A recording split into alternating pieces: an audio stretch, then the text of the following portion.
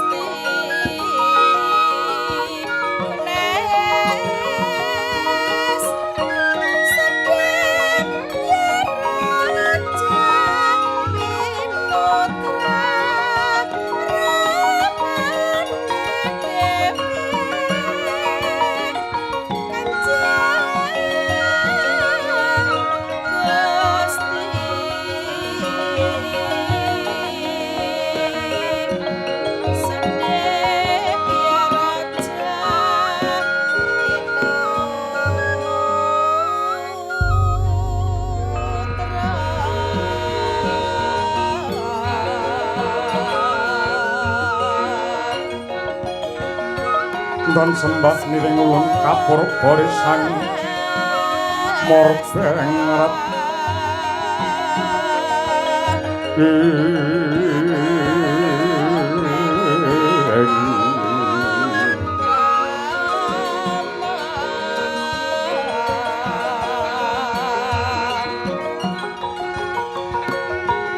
sahanane kang yan kanang sing dasih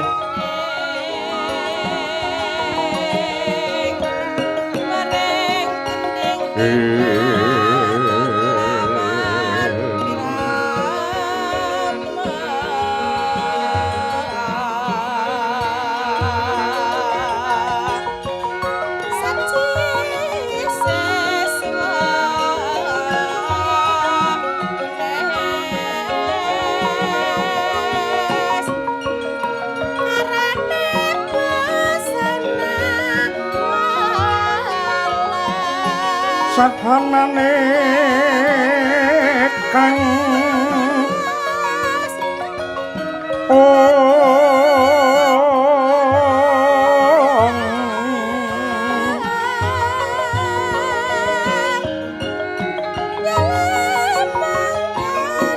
yen kanang sing dasih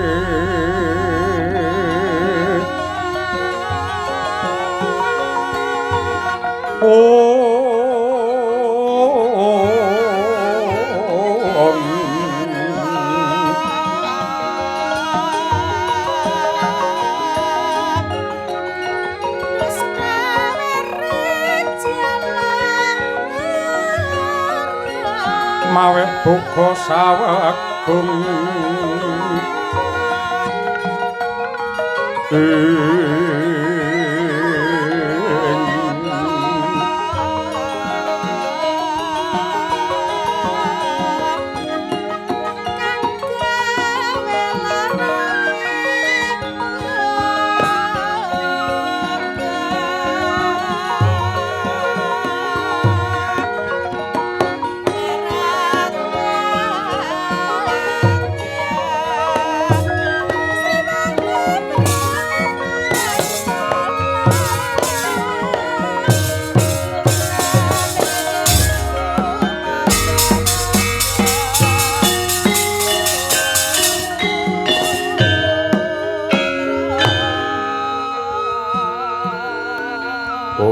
Ilahing awik namastu namasidam Mugi rahayu sagung dumadi kanthi angling gumurda asmaning Gusti ingkang Maha Tresna. Sarta hormat salam mring utusane pangeran kang pungkasan ingkang tetela dadi obor pepadhang rahayuning titah ing donya tekan delahan.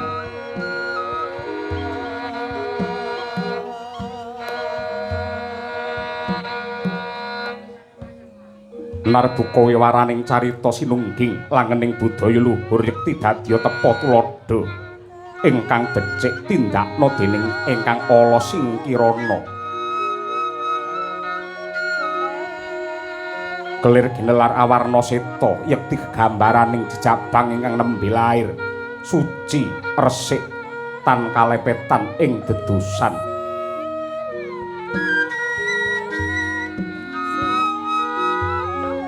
Tebok minangka bumine blincong srengenge dalang ingkang amurba gedhok keprak kateking jejantung dene kotak minangka kuburane ingkang mangkono dadya piwulang nadyan sinampiran derajat pangkat anggegem panguwasa sinungdrana ingkang matumpa-tumpa nanging lamun dening sang dalang cinemplungake kotak yekti wis tanpa daya mung kari ngunduh waing karma lan waing dharma.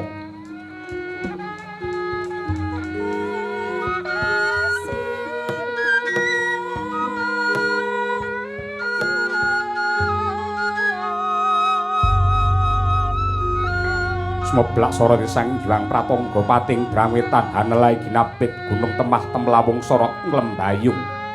Semburat banglir socaning uga rapuh naratas sunaring Hyang Arka tinampi siraping Pendhapa Agung negari Mandura. Pramila kawis tinggal gilar-gilar ponang sirap labet nggenya mantulaken soroting Hyang Arka. Senadyan rumuhun negari Mandura tentrem samangke dadi tintrim. Henguni raharja samangke dadi kebak Sungkawa. Rumuhun negara ingkang kondhang samangke kebak panandhang satemahan dadosaken bingung bilunglungan tumrapi Narendra Agung ing Mandura nenggih ingkang ajejuluk Prabu Basudewa Yarya Soda.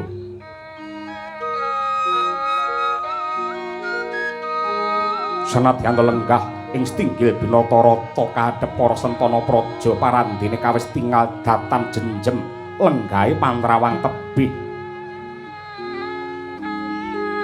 Mangono tanggap ing sasmita ingkang rayi kekalih satriya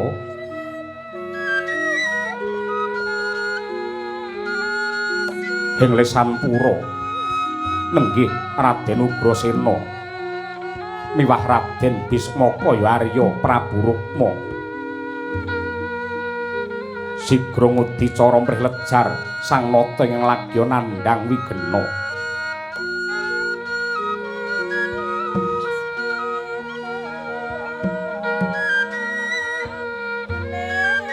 Ing jawi angger pasebaning para nayaka jejel riyel abanjukit lengganya tanpa sela. Parandene katon jinem permanem datan maluya sabda. Sadaya kawis tingal tumungkul hamari kelu kaya nderek prihatin mulat sungkawaning driya nenggih Sri Naranata Prabu Basudewa.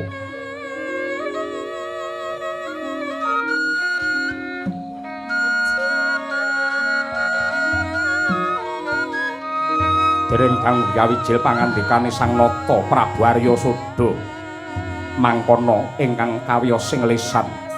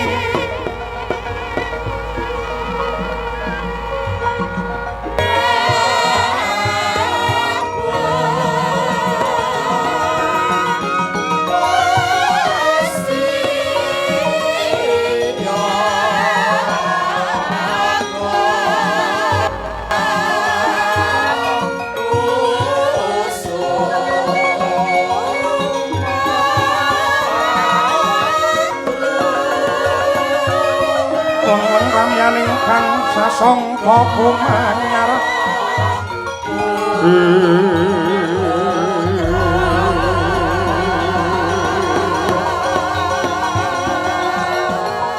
mangreng goruming puri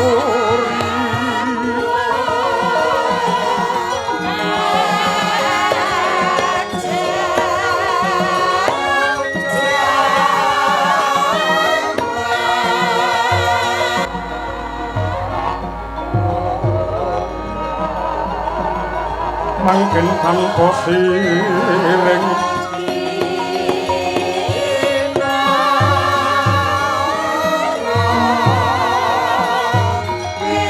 kalep nekang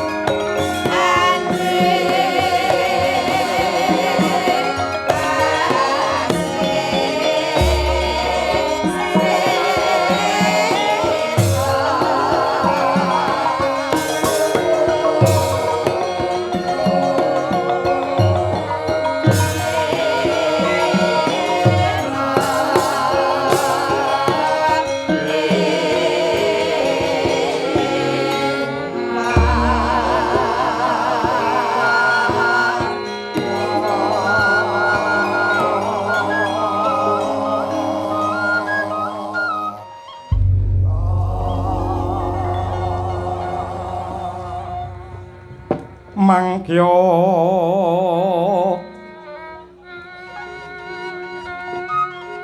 taracating praja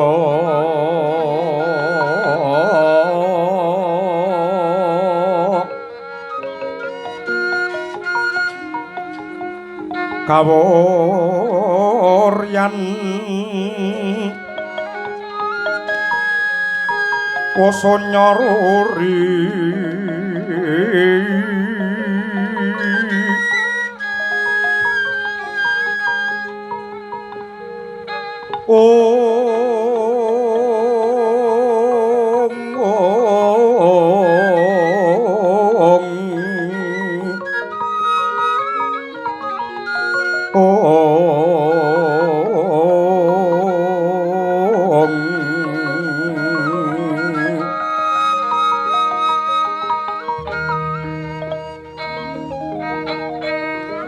Rorah pangrehing muka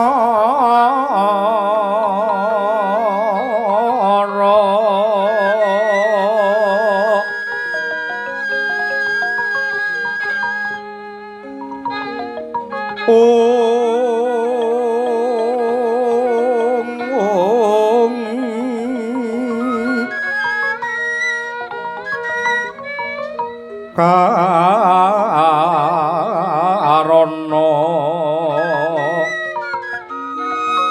tanpa palupi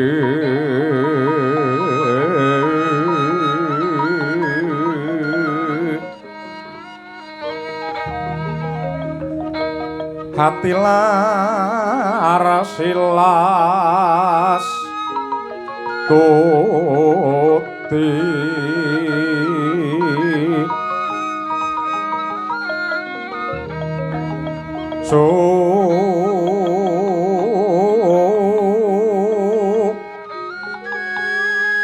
Jono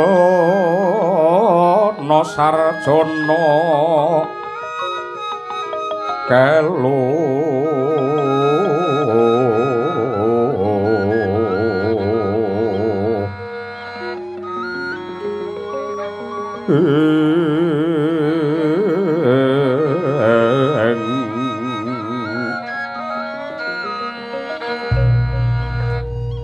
kalunglun kala tidha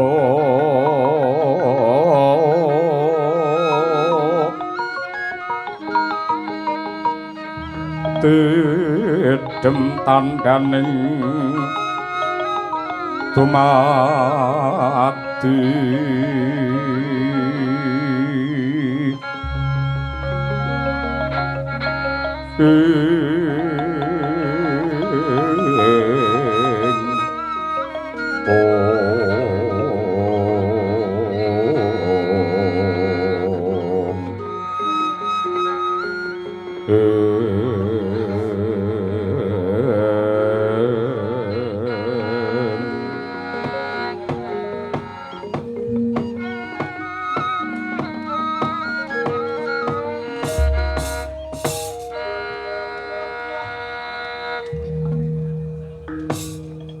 Iwang Suksma dililuwih muga paring pepayung pring kayuwananing sun satemah babar pepadanganing jagat Mandura. Kadangipun Kakang Yayarya Prabu Maragaki prayogakna anggenmu ngabiyantara ning Stinggil Binatarata Mandura Yayi. Aduh Koko Prabu. Paduka jimat sesembahan kula sanget anggen kula nampi dening ngantos semanten. Sih kadarman sarta pakurmatan ingkang paduka paringaken dumateng ingkang raying Kumbina. Dasaripun wilujeng niskala niring sambi kula anggen kula sowan mboten langkung sembah pangabektinipun ing rayi. Kunjuk wonten sahandhap pepada paduka Koko Prabu Mandura. Kadangipun Kakang ndak tampa gawe bombong rasa. Ora liwat pangestu Kumaragaki Tampanana Bismaka. Kawula ninggih Gurawalan anggen kula mundhit tinampi tangan kula kalih. Mugi andadosaken jimating gesang kula Koko Prabu. Ora keri kadangipun Kakang ing Lesanpura Yayi Ugrasena Maragaki prayogakna anggenmu sowan Yayi. Inggih ngaturaken panuwun ingkang tanpa upami Koko Prabu.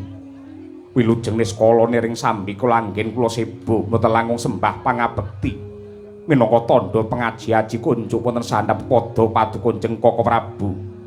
Ya Yayi ndak tampa gawe bombong rasa pangestuku Maragaki Tampanana Ugrasena.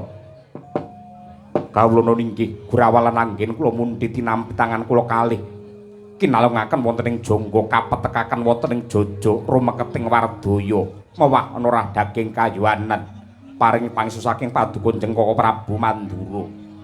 Yayi Yayarya Prabu apa dene Yayi Ugrasena? Apa to darunane ripalungguhan iki jeneng sira sakloron? Adoh sonawe cedhak saya ndak raketake yektine ana bab wigati ingkang bakal ndak babar. Yektinipun Kakang iki perangane menungsa sing rina wengi mung tansah gandrung karo kerukunan lan katentreman.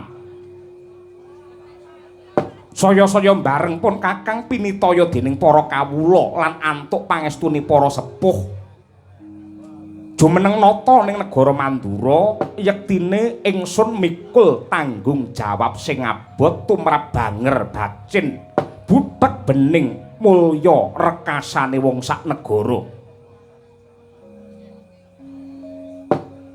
Nyatane Ripalungguhan iki sing tak gambarake karo sing kababar ki malah tiba kosok balen. Negara Mandura hawane saya panas, kahanane saya ribet. Para kawula adoh saka rasa tentrem merga mung tansah digura-godha dening para brahmacara ingkang padha daksya marang wong cilik. Ingsun rumangsa prihatin nyang kahanan sing kaya mengkene. Lan yen nganti dina iki ingsun durung bisa weh pepadhang tumrap lakon lan pepeteng ing Mandura, apa becikipun Kakang tak lereh ke Prabon wae aku wis lingsem, aku wis ingsin ngadeg jejeg mongko dadi pengayuman ana ing Mandura kene Yayi. Hanjrah ingkang puspita arum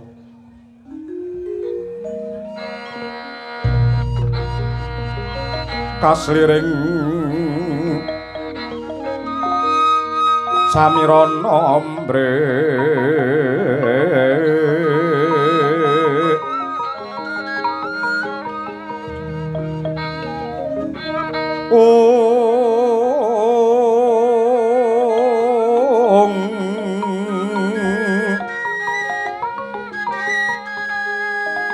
sekar kadung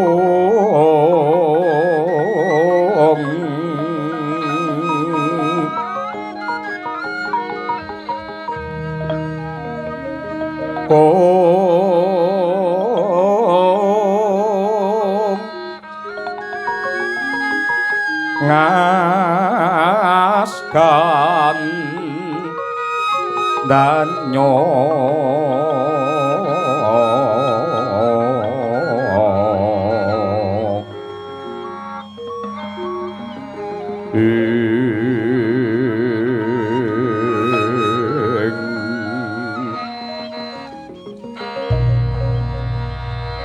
maweh raras renaning driya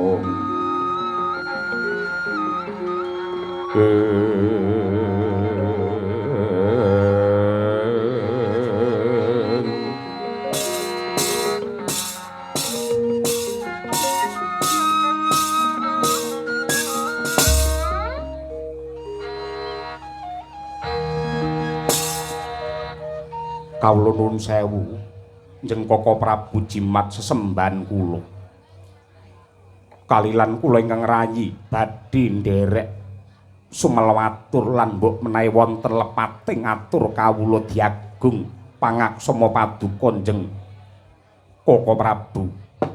Yayi Ugrasena maragake matura Yayi. Nyuwun pangapunten. Awit saking pangestu paduka njeng Koko Prabu kula kelampahan ngrangket para brahmacara ingkang ganggu kamardikaning para dasih lan saksampunipun para grombolan kala wau kula cepeng pangareping para grombolan atur katerangan ingkang kanthi gamblang ingkang wosing wigati tiang-tiang kala wau tumindak mungkar, tumindak murka ganggu damel dumateng katentreman menika awit wonten ingkang andekengi. Tegesipun para brahmacara kala wau ganggu dumateng para kawula menika pancen wonten ingkang mrentah, wonten ingkang bayar Koko Prabu. Banjur sing blanja sing mrentah marang para brahmacara mau sapa? Grasena. Nyuwun pangapunten. Babar pisan kula mboten dugamana, kula mboten nglegewa, kula mboten nyakrabawa. Bilih ingkang merintah para grombolan kala wau mboten wonten sanes kejawi. Keluarga Mandura piyambak nenggih ingkang putra ing Sengkapura Anggir Adipati Baswara Kangsa. Wenes dening Ludira Kawangwang Ngegana bangsu mirat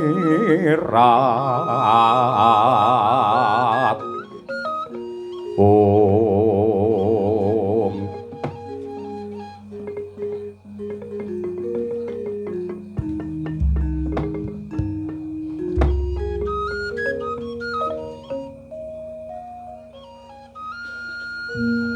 Nggih satri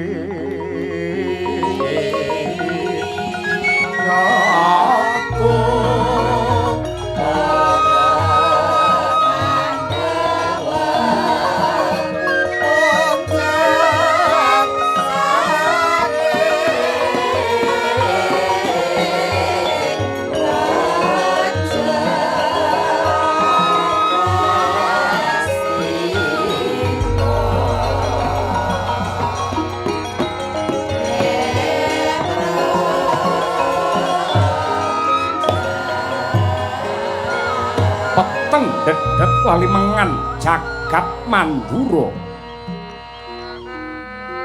Kaprabawan pangandikanira nenggih Raden Ugrasena Lamunta ingkang dadi dedengkoting para branda. Dedengkote para Brahmacara nenggih malah putra Mandura sang Kangsa Dewa. Mangkono Sang Prabu Basudewa mung jegrek nganti kaya tugu waja. Datang karaos loh ndalewer prasasat kaya tangkis dada. Ngalumpruk datan darbe karekat kaya linala sanata bebayune. Sanadyan to megap-megap lan magep-magep. Mrih tetep agung kawibawaning ratu. Mangkono giya medhar sabda kinarya mecah dhumateng sepine kang swasana.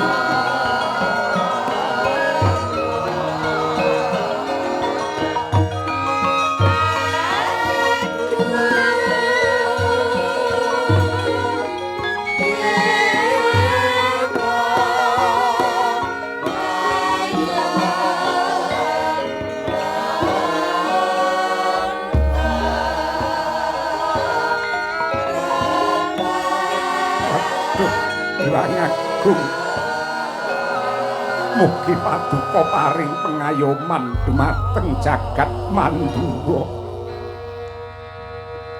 Yayu Ugrasena wonten dawuh Koko Prabu. Ya sanadyan batinku iki remuk rempu dadi rempon, rasaku iki njula bareng ngerti yen Kangsa sing dadi sumbere kamurkan. Nanging yektine yen gelem glejah, gelem nalar lan gelem ngorak-arik karo sejarah, sakwutuhe lelakon iki dudu klerune Kangsa, dudu lupute Kangsa. Apa to sebabe kok pun Kakang paring dawuh kaya mengkono? Merga pun Kakang kelingan jaman semana. Gandeng pun Kakang ki seneng bebedak ana ing alas, golek wujude kewan kanggo isen-isen tumraping kebon raja.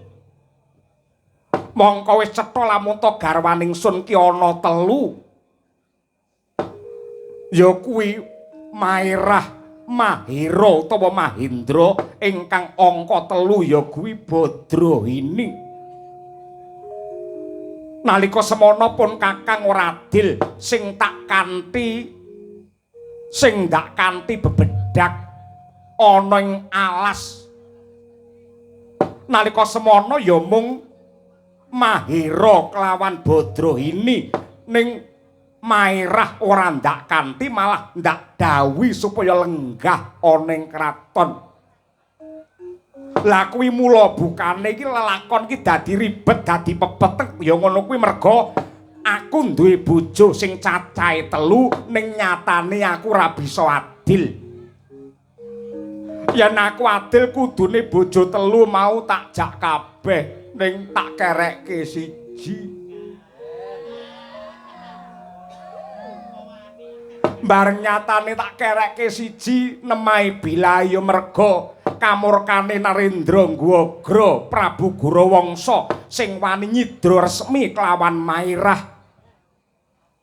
Sing nalika semana jarene Ratu Ngwagra Gurawangsa ki dandan jebles karo Basudewa. Mula si Mairah ora rumangsa sulap, ora rumangsa kaget bareng dikanthi cumbana, dikanthi saresmi ya diladeni apa mestine. Satemah Mairah mbobot tak tundung saka kraton. Mairah mbobot tak tundung saka kraton, banjur anak-anak si Jaka Maruta. Jaka Maruta diglonthah karo surati mantra. Dewasane dheweke sakwise duwe kadigdayan ngamuk punggung Suratamtaha ana ing negara Mandura biyen. Para sentana praja ora ana sing mangga puliya tanding karo Jaka Maruta, satemah ndak angkat dadi putra Andanu utawa anak angkate Prabu Basudewa. Tak paringi tetenger utawa kekasih ya kuwi Adipati Kangsadewa ndak lenggahake ana ing Sukapura utawa ana ing Sengkapura. Sakwutuhe Kangsa kae ora kleru, ning janjane yen gelem ngakoni sing kleru iki Basudewa. Wong ya kenapa peh dadi ratu bojo ndadakake nggih apa coba? Entek-entekane barang wis tuwa kaya ngene iki malah nyampluk karo praupanku dhewe. Merga bojo 3 ki paribasan sak circle kuwi monggo kuwi.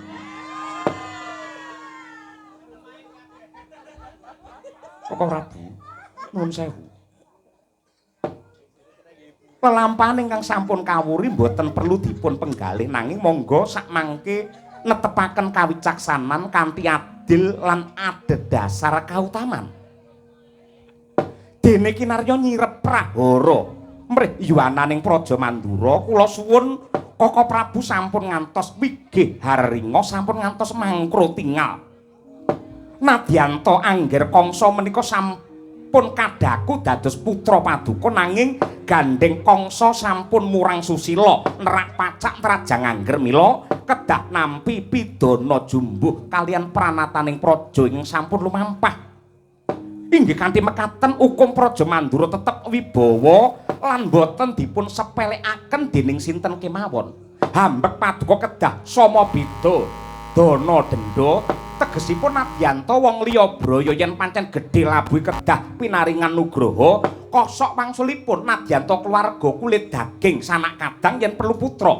Menawi darbe kalepatan dhumateng negari kedah nampi pidana sakmurwatipun. Leng-lenging driya mangu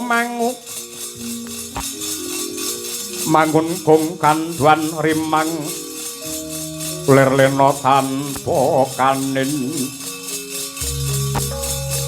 yen tanpa lusa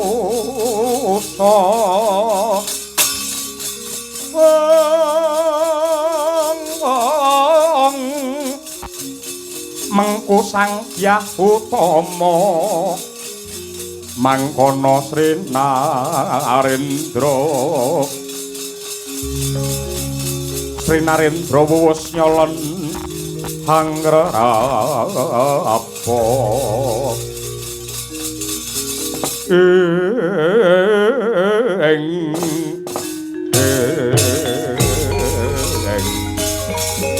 sing utamane ngapa terbukti bawa laksana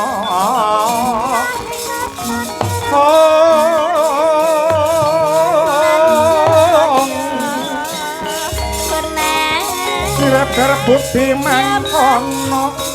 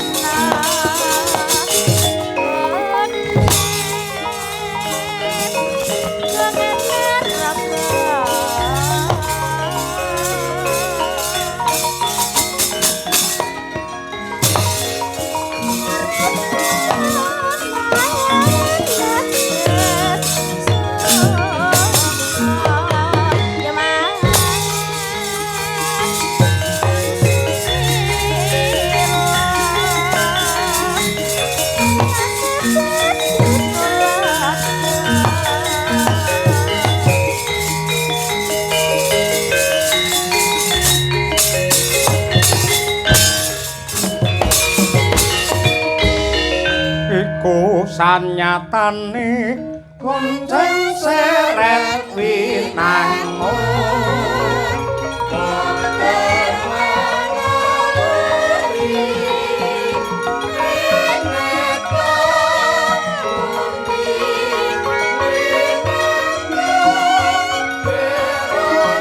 palukon laguning lekas lukita linubing kidung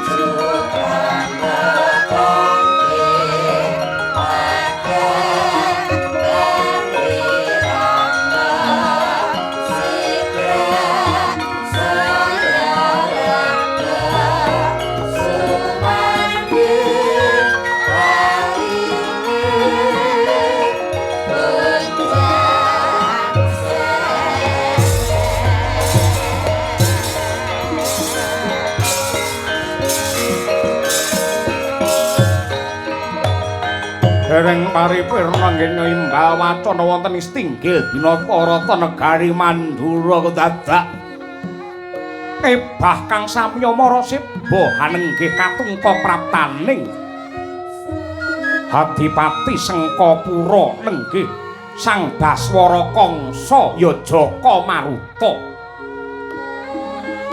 galiyah munggah ing Stinggil nyembah sesedhokan marang Sri Naranata mangkono ingkang maraseba kawis tingal jawil jinawil klesik kumalesik satemah dadya gayeng gumarenggeng anggerba apa wigatine Sang Baswara Kangsa prapta ana ing Stinggil Mandura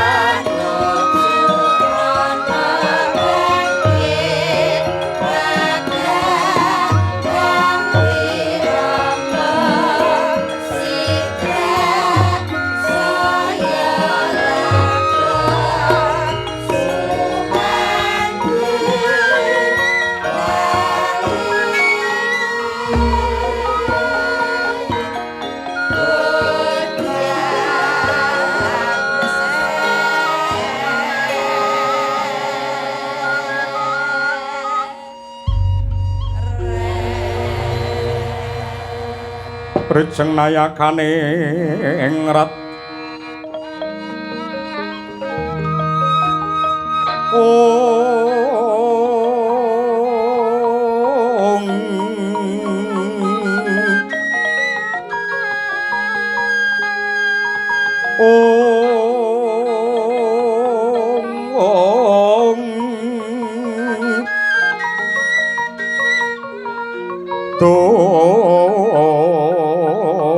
tengrat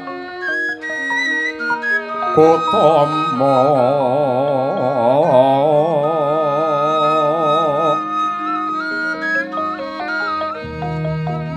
mangku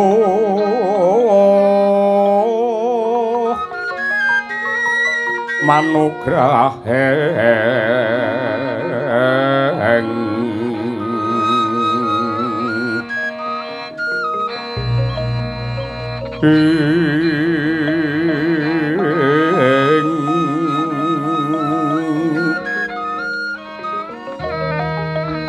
lan siswanto sakutra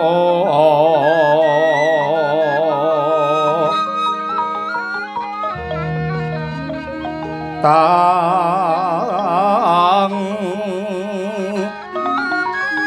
Osminulya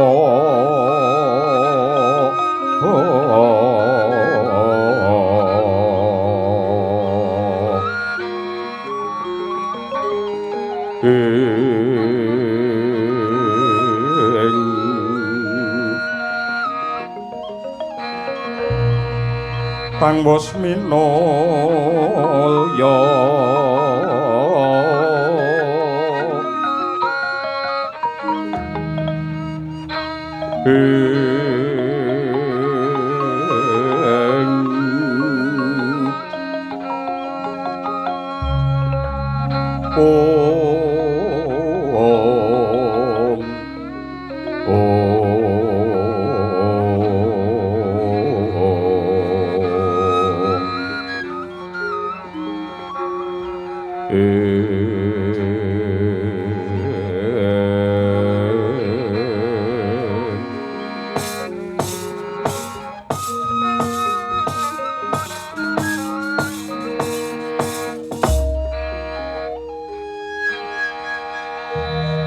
Kawula nuwun sewu amik pasang Kalimatapi tinebening tulak manudhemaweng tong tawang tuwang. Kanjeng Dewaji kula ingkang sowan wonten ing ngarsa paduka mboten langkung sembah pangabekti kula kunjuk wonten sandhap pepada paduka Kanjeng Rama.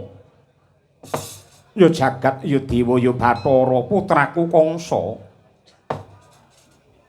Ndak tampa gawe bombong ing rasa lega legawaning penggalih. Ora liwat pangestunipun Rama maragake tampanana Jaka Maruta. Lho inggih, Gurawalan anggen kula mundhit tinampi tangan kula kalih. Mugi andadosaken jimating gesang kula. Nyuwun pangapunten Rama Prabu. Dene kula tilar ing tata krami tebih saking Suba Sita lan tata krama tanpa piniji lajeng sowan wonten ngabiyantara paduka nedhengipun dinten pasewakan.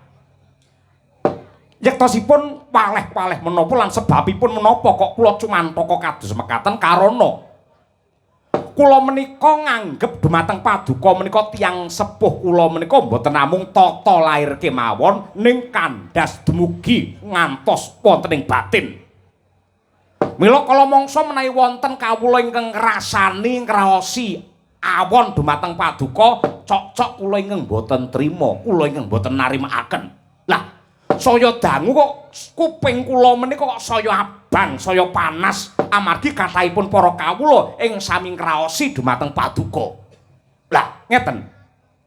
Yektosipun sowan kula wonten ngarsa paduka menika mboten saking pikajeng kula piyambak, ning kula menika namung dados talang aturipun para kawula ing sakukuban negari Mandura mliginipun kawula paduka ingkang mijil kakung.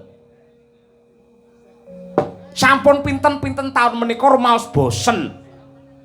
Pinten-pinten taun menika sampun rumaos bosen. King menapa urip mung sepisan wae kok mung dijak bangun, dijak ngibadah, dijak manembah. mboten nate antuk panglipur ingkang sae. Mongko tiyang jaler menika nyambut damelipun menika awrat sanget. Wonten ugi ingkang wani toh jiwaraga ngetohke nyawane kanggo nguripi keluarga. Parandene rina wengi kok mboten nate pikantuk panglipur. Lah gandeng para priya menika mujudaken kekiyatan utawi saka guru tumraping adeking negari Mandura, monggo to dipun gatosaken panyuwunipun menapa monggo dipun sembadani, dipun remen-remenaken manahipun para kawula. Awit kula sampun saged gambaraken wong lanang yen batine digawe seneng niki mangke sariranipun badhe saras lan santosa, yen awake niku sehat pikirane dadi padhang jinglang. Niku. Dadi kuncine wong sak negare kari wong lanange seneng apa ora. Yen wong lanange seneng niki mangke wong sak negara nggih badhe seneng. Ning wong wedok yen mung jerung resula kemawon, geger karo kancane niku mboten enten maknane napa-napa. Merga kuncine niku teng wong lanang. Mbok nganti kriting drijine sing wedok, anggere sing lanang tetep ngrokak ngrokok niku aman, aman. Ngoten niku. Lah, intine napa to? Intine napa? Wong lanang-lanang niku mangkei hiburan. Mergo teng Mandura jaman sakmangke kathah sanget wong lanang sing kapusan karo wong wedok. Kathah. Nuwun sewu. Lah, carane nyenengke wong lanang, nuwun sewu, wingking kraton menika lak wonten Sabin. Iya. Sing diwayangan iki lho. Iya. Sabin jenengan edan apa piye? Kisawahe negara, darbeke pamarentah. Lah sami kemawon kagungan paduka. Menika prayogi nuwun sewu, mboten sah ditanduri pari. Nggih napa? Nandura pari nyatane para tani teng mriki niki wis 20 taun ya ora tau wayangan nek ngapa lho nggih. Namung badhe wulan ngajeng nggih to. Menika mboten perlu dipun tanduri pantun, dipun tanduri palawija lan maneka warna, dipun bangun kemawon wujudipun wisma utawi wande. Prisa wande? Apa kuwi? Wande niku warung alit-alit jentrek-jentrek udakara 100 warung ngoten. Teng lebete warung mangke dipun pasang wujude lampu udakara 10 watt ingkang ampun padhang-padhang. Lah teng lebete warung mau dipun paringi wujudipun jajan utawi panganan nenggih tahu sing iso guyu, bikang sing iso jigang, tempe sing iso ngawe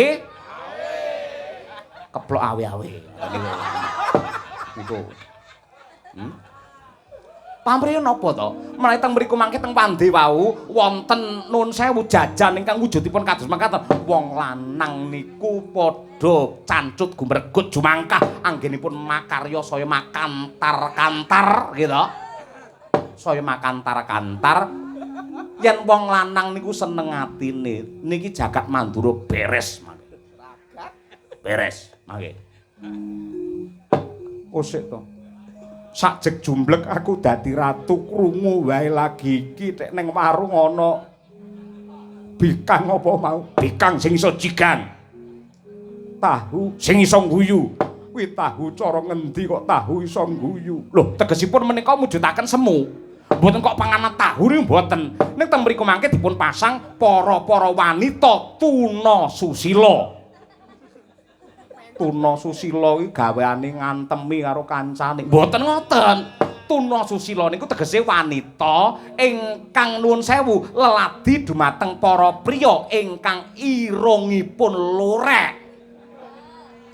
Oh, lorek dandan gareng ngono. Mboten. Kok gareng bintang tamu mboten. Para wanita ingkang kecemplung wonten ing jurang cemeng. Jurang cemeng prisa.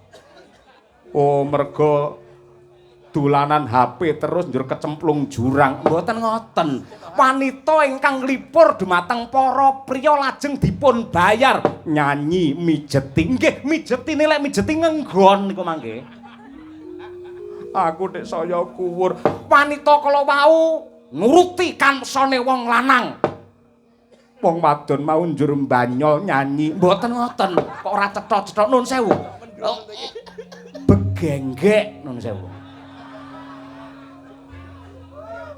Prisa. Kagyat risang kapirang sae niki mangke. Rinangka kinempit kempit kula ingkang madosaken mangke Duh sang reknaning bawana paduka namung tandha tangan kemawon nyosi tukang walang ati nyosi tukang sing tias mangke kula ing nyekapi nyosi tukang kudu kering amargi kula ngraosaken wiwit paduka jumeneng dados Narendra niku ingkang mangrangkul, ingkang mangcedhaki, ingkang mangtresnani mung bangsane para sepuh, para brahmana resi, kiai alim, ulama. Ning paduka mboten tresnani kalian para nem-neman. Lah menika klentu. Mongko ratu menika kedah warata, ratu menika kedadil.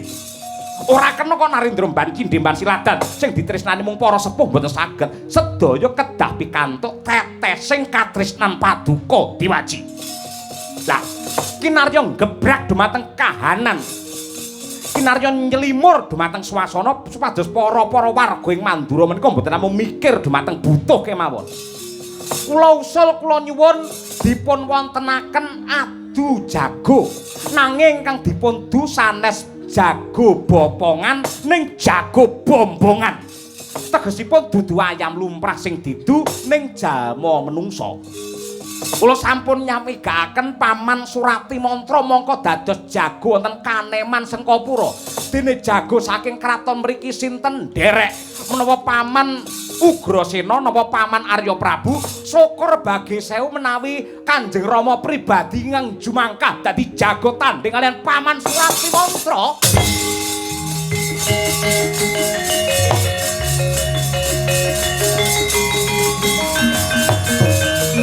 Sing langit rat-rat abang lereng nanging alis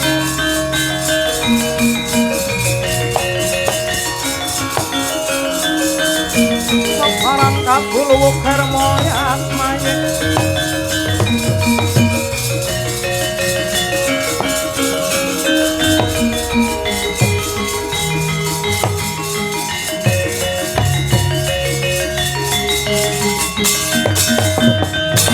Mekson dadak melu-melu kaya budine wong ceplek lalian kalengkane ing rat jagat Dewa Bathara wayah Bathara jagat gletek petele aku bisa maca karo lorek ing atimu kangsa anggonmu ngejak maksiat karo Ratu Mandura nganti diadani adu jago menungsa butuh mung bakal njongkeng kawibawane bapakmu supaya glundung saka kursi keprabon ing atase kowe kiat majaning ratu sing kudune paring conto sing becik marang para kawula lan wis cetha ngiglo tanpa warana yen ana adu jago mesti bakal kanggo srana ajang ngabotowan utawa totowan mongko totowan kuwi larangan tumrape agama lan larangan tumrape negara ora ndak lilani nadyan kaya ngapa lan kepiye ora ndak lilani sapa sing ra trima sing dadaki Ratu Mandura lho sing ngoten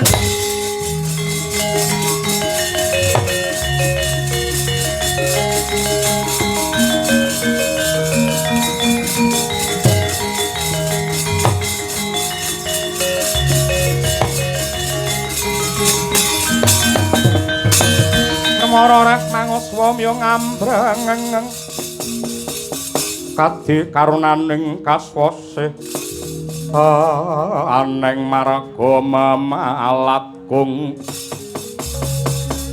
prisang Gandawastrat mojo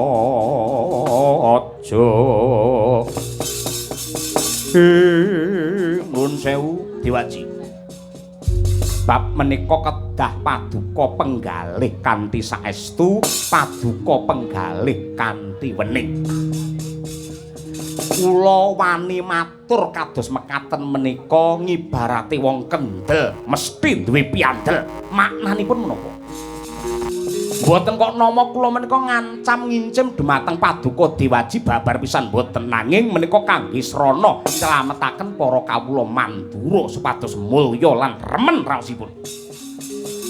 Kok ngantos nuwun sewu, ngapunten. Kok ngantos paduka mboten kepareng dhahar atur kula mboten kersa ngawontenaken adu jago menungsa tandinge jago Sengkapura karo Kasepuhan Mandura.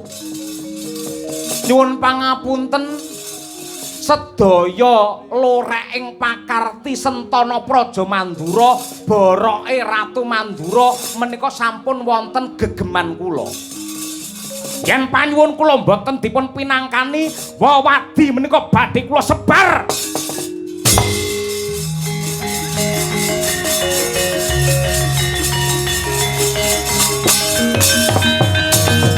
Aja dlangap-dlangap aton ngucapke kongso. Wewadi apa? Nuwun sewu, apa ndok kira dupeh bayi wingi sore kula mboten ngerti. Ning menawi kula aturaken wonten mriki mangke mesakaken Kanjeng Dewaji ndak ilang kawibawane diguyu karo Sentana Praja. Kula ngampil dalem paringgitan wingking monggo catur netra kaliyan kula. Monggo.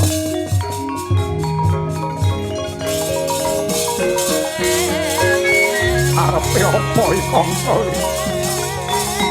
Dewaji, monggo.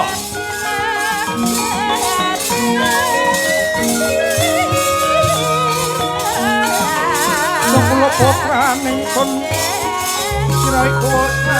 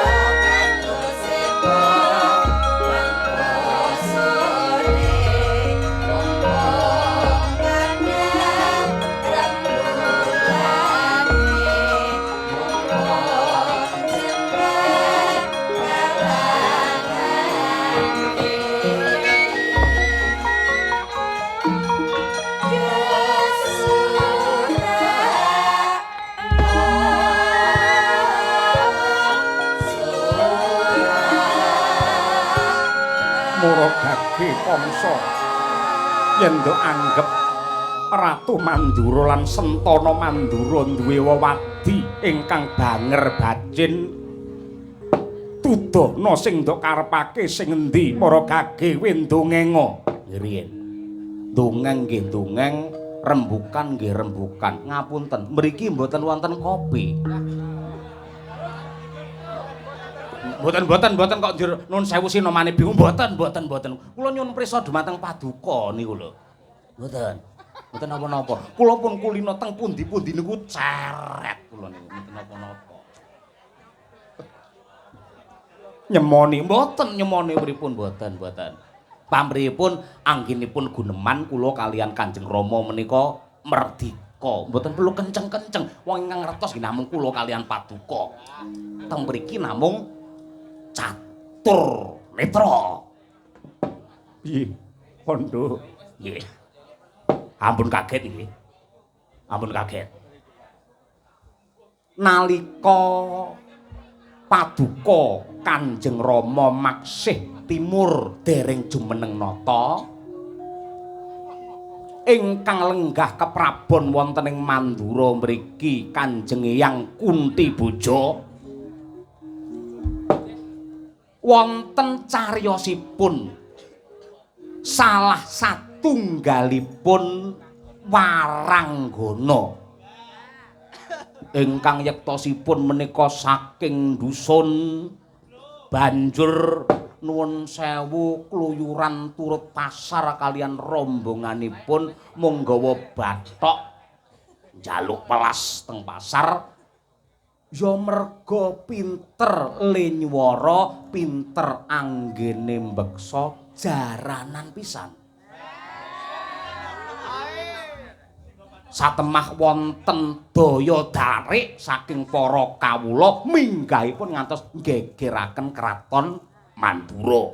Satemah tiyang estri kala wau kaangkat dados abdi dalem waranggana kraton Mandura. Naminipun Nyi Sagopi. Nggih mboten? Sagopi. Ya mboten.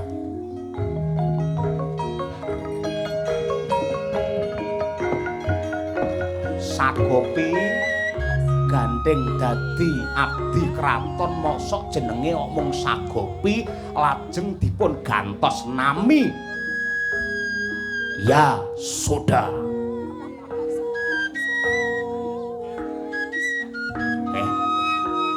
Kula mboten maido.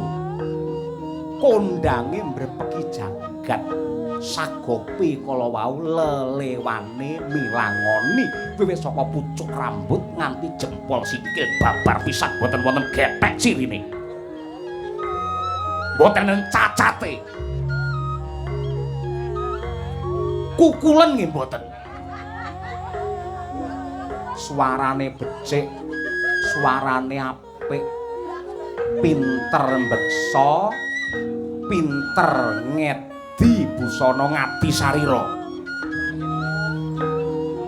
Satemah bab menika ndadosaken bingunge para putra-putra Ratu Mandura wiwit saking Paduka Kanjeng Rama Basudewa, Paman Arya Prabu, Paman Ugrasena. Wong telu dong gendhengi karo Sagopi.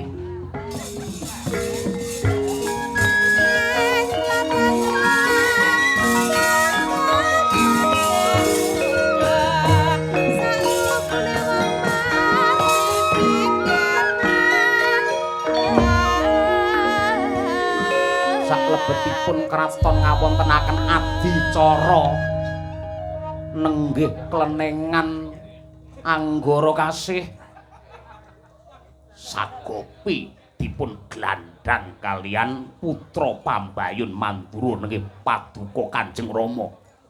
Nanging kowe menengo dhisik ana nggih riyen kula tutukne riyen. Pun glandhang kalian Raden Basudewa. Raosipun njula Sagopi sejatosipun.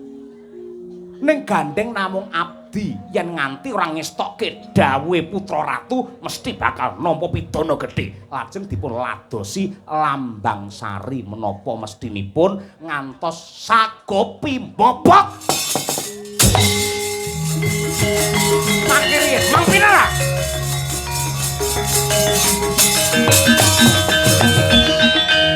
Sagopi mbobot mengandung mbobot ing atase anak ratu mongko isih Jaka Kumala kala isih legan parandene kok ngetengi sinden. Wirang lho anak ratu mosok mung karo sinden. sinden kala wau dipun singkiraken saking kraton merga mbobot dipun titipaken wonten kademangan Widara Kandhang dumateng tunggal sak peguron jengandika ingkang nami nenggih pun Demang Sagopa. Ngopo kok linitipke nggene Demang Sagopa? Merga Basudewa isih duwe rasa tresna karo Sagopi. Men ora sujana nuwun sewu kok titipke ning Sagopa. Merga Sagopa nadyan to lanang, blegere ya lanang. Nuwun sewu sosesipun layu. Tak nak lah, walit susisnya layu. Mila lajeng ditipun-tipaken wonten ing Widara Kandhang. Mboten mandheg dumugi semanten. Sing kedanan karo sinden Sagopi mboten namung Sang Basudewa ning adine sing jenenge Arya Prabu. Nglimpe brangkangan nganti tekan Widara Kandhang. Yen nganti cumbana wonten ing desa Tanwurunga namung badhe dipun wirang-wirangaken dening para kawuling Widara Kandhang, lajeng nuwun sewu Sagopi dijak lunga tembunge sakniki check in.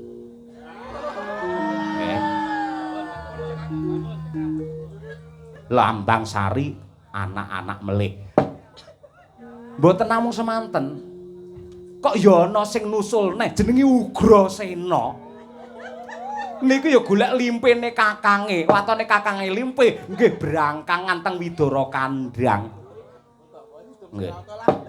Anggenipun sambung tresna Ugrasena kaliyan Sagopi niku ugi anak-anak Sang Basudewa peputra Udawa. Sang Arya Prabu mijil pawestri nenggih Larasati ewadene nuwun sewu Ugrasena anak-anak Hadi Sucipta. Hadi Manggala nggih, Hadi Manggala niku leres napa leres? Lek bab niki kula bongkar, geger niki mangke. Oh, mati. Kongko aja kongko.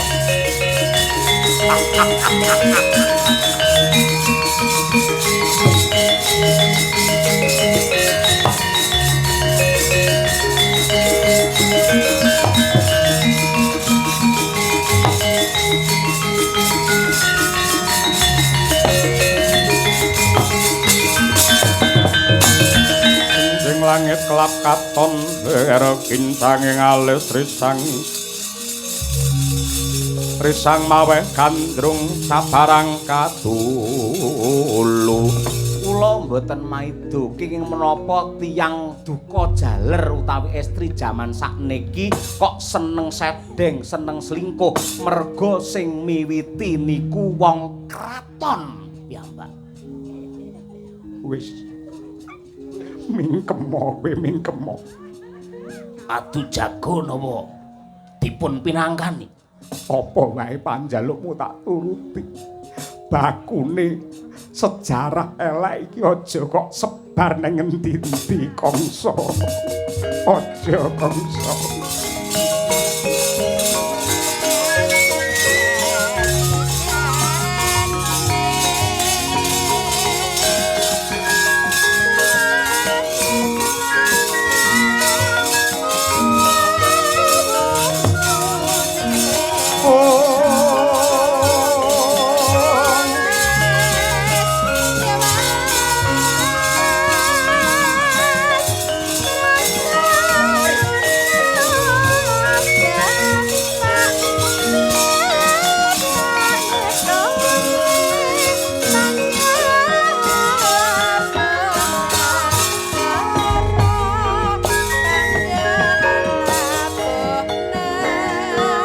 Panyuwun kula dipun pinangkani. Yo. Ndak kabulake. Yen perlu kowe njaluk kraton iki pengin dadi ratu ana Mandura tak turuti tak wisuda dina iki. Kula mboten pengin dadi ratu. Dadi ratu napa penak mboten penak ning warung isin malah. Napa-napa utang nggih sungkan.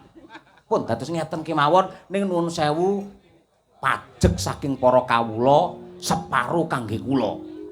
Mangke kula nggih mbangun Kadipaten Sengkapura men timbang kalian Kraton Mandura. Iya. Iya. Muga-muga pengasih saka Hyang Agung tansah anjangkung. Lakone Pakmu cukup dadi kaca Brenggala Jada nyuntuh kowe kabeh.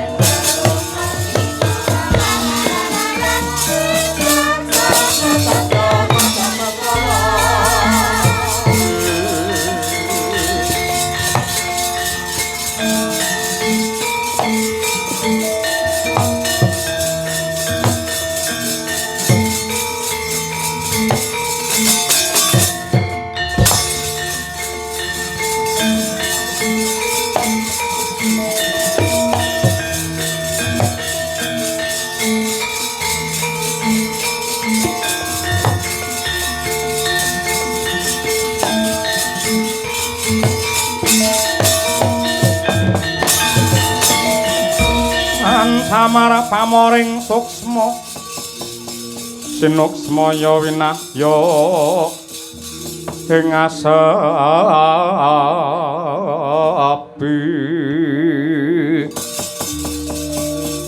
sinimpen tlenging abu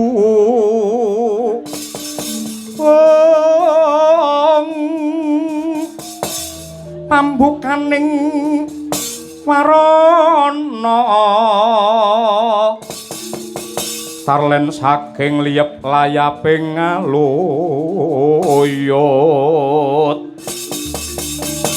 pindha pecating supena sumusuping rasa jati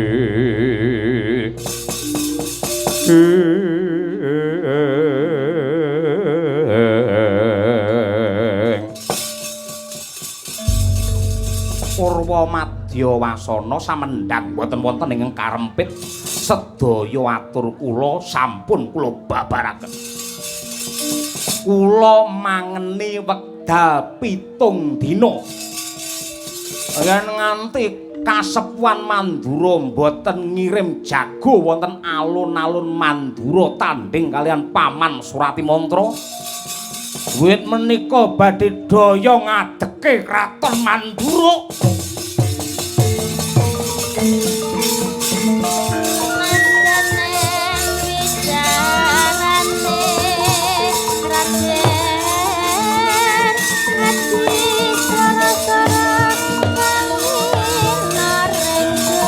Sarta kawono teng ranu sing karasane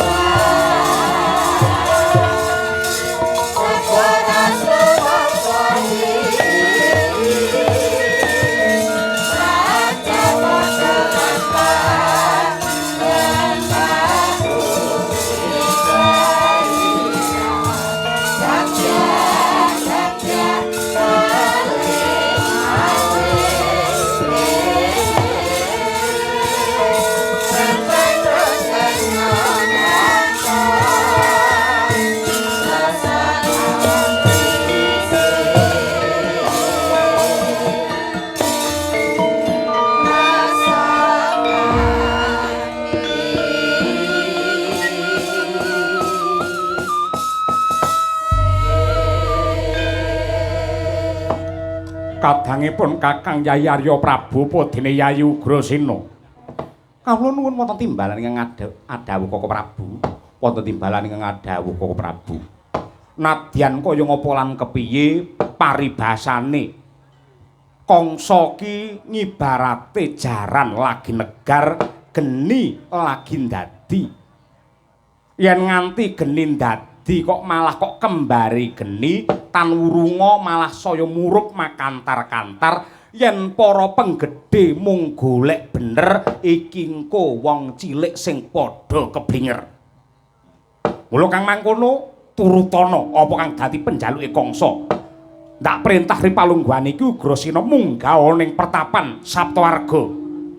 Ingsun kelingan lamun ta Yayi Kunti Talibrata duwe putra sing gagah prakosa Surasekti Mandraguna, laire mbiyen jare jenenge Bungkus, bareng Ripalungguhan iki mudha tumaruna jenenge Bratasena. Golek ana Kuyut Trah Mandura sing uga kudu duwe tanggung jawab tumrap keslametane wong Mandura. Lho nggih. Yen telo kados mekaten boten langkung sendika ngestakaken dawuh kalilan kula amit madha pasilan Koko Prabu. Ya. Yayi Arya Prabu, wonten dawuh Koko Prabu. Kaya rana dawuh maneh bubarna kang padha nggantung siba, ingsun nedya kundur ngedaton meminta marang Sih nugraning Hyang Agung. Muga pangeran tansah paring dana rasa marang wong Mandura.